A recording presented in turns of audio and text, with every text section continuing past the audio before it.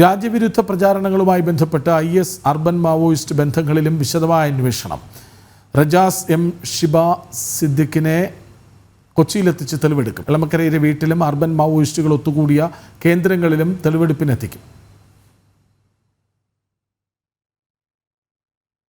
പഹൽഗാമിലെ ഭീകരവാദികളുടെ വീടുകൾ തകർത്തപ്പോൾ റജാസിന്റെ നേതൃത്വത്തിൽ കൊച്ചിയിൽ പ്രതിഷേധിച്ചിരുന്നു.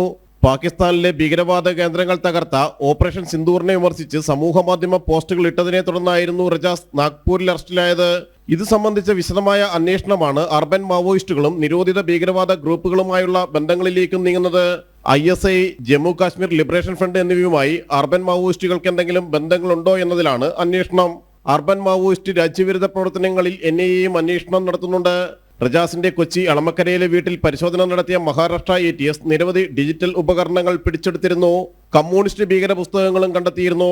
ഡീറ്റെയിൽ തെളിവുകളുടെ പരിശോധന പൂർത്തിയാക്കിയ ശേഷം റജാസുമായി കൊച്ചിയിൽ തെളിവെടുപ്പ് നടത്തും. ജനം, കൊച്ചി.